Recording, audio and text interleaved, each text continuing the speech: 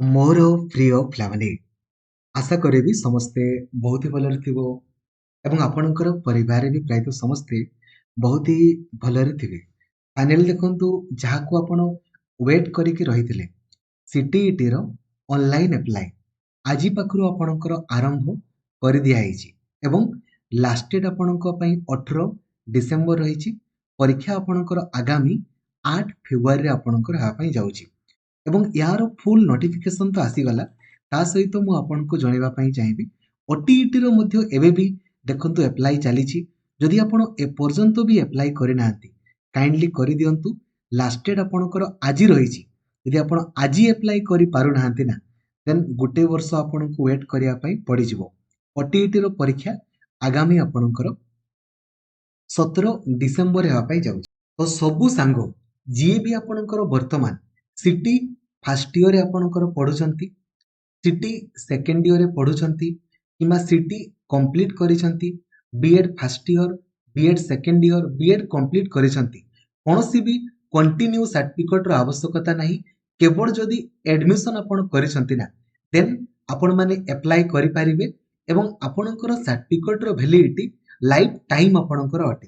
ତ ସବୁ ସାଙ୍ଗମାନଙ୍କୁ ଆପଣ ଲାଇକ୍ ଆଉ ସେୟାର କରିକି ଜଣେଇଦେବେ, ଯୋଉଦ୍ୱାରା କି ସମସ୍ତେ ଆପଣଙ୍କର ଜାଣିପାରିବେ। ଏବଂ ଚ୍ୟାନେଲକୁ ନୂଆ ଅଛନ୍ତି, ଦେନ୍ ଏବେ ହିଁ ସବସ୍କ୍ରାଇବ୍ କରିକି ଅଲ୍ ନୋଟିଫିକେସନକୁ ବି ଆପଣ ଅନ୍ କରିଦେବେ। ଏବଂ ଆପଣ ସୁନିଶ୍ଚିତ କ୍ୱାଲିଫାଇ କରିବା ପାଇଁ ଚାହୁଁଛନ୍ତି, ଦେନ୍ ୟୁଟ୍ୟୁବରେ ଆପଣ ସର୍ଚ୍ଚ କରିବେ CTET planning video by Lakshmidhar sir. ଆଉ ଏଇ ପ୍ଲାନିଂ ଭିଡିଓକୁ ଆପଣ ଦେଖିଦେବେ। ଥରେ ଦେଖିଦିଅନ୍ତୁ, ଡିସକ୍ୱାଲିଫାଇ ତ ଆପଣ ହେବେନି, ମୁଁ ଆପଣଙ୍କୁ କଥା ଦଉଛି। ସେମିତି ଓଟିଇଟି ପରୀକ୍ଷାରେ ଆପଣ ସୁନିଶ୍ଚିତ କ୍ୱାଲିଫାଇ କରିବା ପାଇଁ ଚାହୁଁଛନ୍ତି, ଦେନ୍ ଓଟିଇଟିର ମଧ୍ୟ ପ୍ଲାନିଂ ଭିଡିଓକୁ ଆପଣ ଦେଖିଦିଅନ୍ତୁ।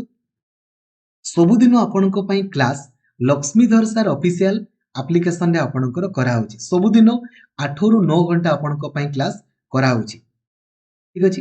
ତ ପ୍ରଥମ ଜିନିଷ ମୁଁ ଆପଣଙ୍କୁ ଯେମିତି କହିଲି ଯେ ଅନଲାଇନ୍ ଆପ୍ଲାଏ ଓଟିଇଟିର ଏବେ ବି ଚାଲିଛି। ଯଦି ଏପର୍ଯ୍ୟନ୍ତ ବି ଆପ୍ଲାଏ କରିନାହାନ୍ତି, କାଇଣ୍ଡଲି କରିଦିଅନ୍ତୁ। ସେମିତି ଦେଖନ୍ତୁ, ଯେମିତି ଆମର ଓଡ଼ିଶାରେ ଆପଣ କିଛି ବି ପ୍ରାଇମେରୀ କିମ୍ବା ଅପର ପ୍ରାଇମେରୀ ଟିଚର ଆପଣ ହେବା ପାଇଁ ଚାହୁଁଛନ୍ତି, ତ ଓଟିଇଟି ଆପଣଙ୍କୁ ଦରକାର। ସେମିତି ସେଣ୍ଟ୍ରାଲ ଗଭର୍ଣ୍ଣମେଣ୍ଟ ଅଧୀନରେ ଯେତିକି ବି ଆମର ଆପଣଙ୍କର କେନ୍ଦ୍ରୀୟ ବିଦ୍ୟାଳୟ ହେଇଗଲା, ନବୋଦୟ ବିଦ୍ୟାଳୟ ଆପଣଙ୍କର, ଏକଲବ୍ୟ ବିଦ୍ୟାଳୟ ଆପଣଙ୍କର ହେଇଗଲା, ସବୁ ଜାଗାରେ କିମ୍ବା ଆମର ଏଇ ଯୋଉ ଓଡ଼ିଶାରେ ଆଦର୍ଶ ବିଦ୍ୟାଳୟ ହେଇଗଲା, ଏସବୁରେ ମଧ୍ୟ ସିଟିଇଟି ଆପଣ ଯଦି କ୍ୱାଲିଫାଇ କରିଥିବେ ନା, ତ ଆପଣମାନେ ଆପ୍ଲାଏ କରିପାରିବେ। ଠିକ ଅଛି। ତ ୟା ପାଇଁ ଦେଖନ୍ତୁ, କୌଣସି ବି କଣ୍ଟିନ୍ୟୁ ସାର୍ଟିଫିକେଟର ଆବଶ୍ୟକତା ନାହିଁ।